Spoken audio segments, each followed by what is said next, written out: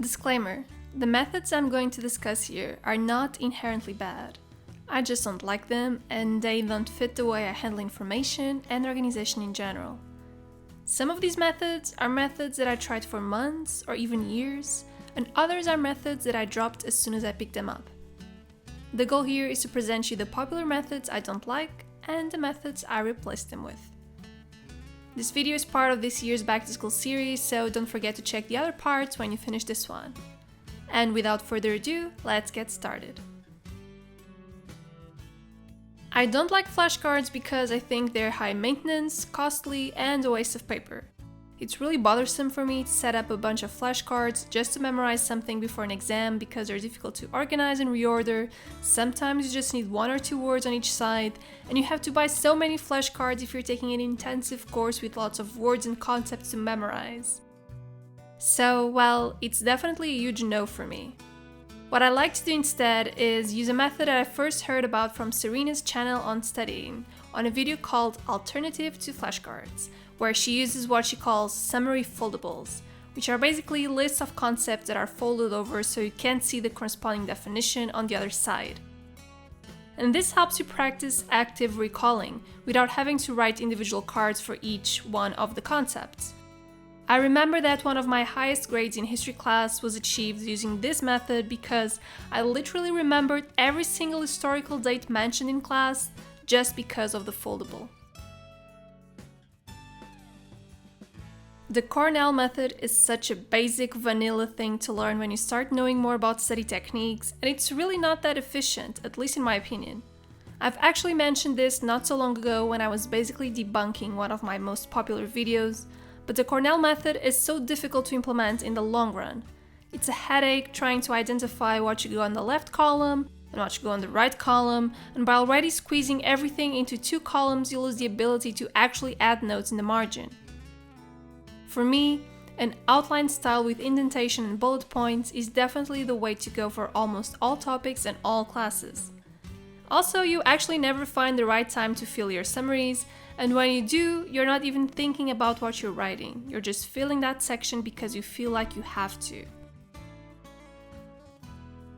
I have a love-hate relationship with bullet journaling. We're constantly going on and off over the years, and it was getting so toxic I actually had to force myself to let it go for good. What you're seeing here are different bullet journaling videos I've made over the years, and notice how the style keeps changing and the journal's changing as well. Every single year, 2020 included, I try to convince myself that bullet journaling is a good idea, and I always end up regretting it and dropping it after 1 or 2 months. Why? Well, it's overwhelmingly high maintenance, especially if you're a perfectionist who does not have the time to be perfectionist. I was always worrying whether everything was set up properly, and what if I needed more space, and what if I needed a different layout. And once I had to record a particular entry and found I never prepared the type of spread I had to stop doing what I was doing and draw things so I could actually write down the things I had to write down. Even when I broke down my system to be as minimal as possible, it didn't work because it lacked space for me to provide detail when I had to. So now I've fully adopted Notion as an overall database for my information projects, and I use a simple iPad digital planner to write down my daily and weekly to-dos, and any time-specific events are recorded in my family shared calendar. That's pretty much it.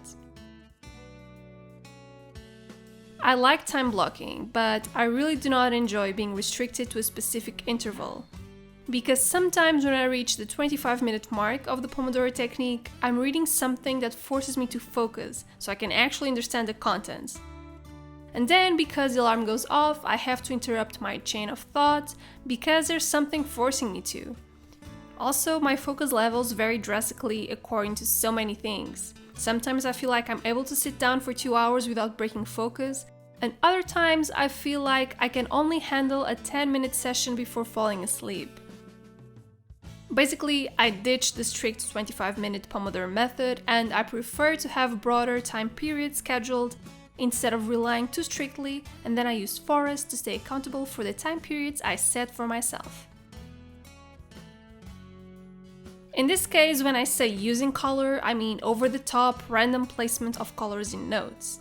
It's distracting, high maintenance, you can see a pattern here about high maintenance things, and it also loses its value during revision time.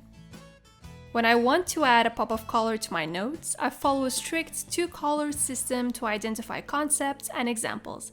And that is basically it. Sticking with the same colors at least throughout an entire semester is fundamental because the purpose of the colors is to help your eyes navigate information and identify data without you having to read the words themselves. Assigning random colors to random portions of text defeats that purpose, and the whole process of coordinating everything and carrying 20 pens in your pencil case also distracts you from the lecture. I want to thank Raycon for partnering with me in making this video. If you're following the habits we mentioned today and spend a lot of time studying, you should definitely find the perfect soundtrack to accompany you in your study sessions. Either a custom playlist, ambient sounds, or some classical tracks. Having a pair of small earbuds like the Everyday 25 earbuds that can fit in your pocket is the way to stay inspired to work during the day. You can use them at home, at the library, while working out, or while you're commuting. They're discreet, without any wires or stems, and have a compact design that gives you an excellent noise-isolating fit. I was actually very surprised by the level of comfort of these Raycons. I have a tiny ear and earbuds never fit me, only regular earphones. And I found that, besides fitting perfectly, these were really comfortable, and I didn't even remember they were there after a couple of minutes of use. I paired them with my iPhone and the Bluetooth connection was basically seamless. The battery life lasted around 6 hours of playtime, which in my case was basically an entire day of working on my laptop. Raycon earbuds start at about half the price of other premium wireless earbuds on the market, and they actually sound great. And if you want to get 15% off your earbuds, you can go to buyraycon.com/Mariana to get a discount on your order. I've also included a clickable link in the description box. I hope you enjoyed today's video and I'll see you next week. Bye guys!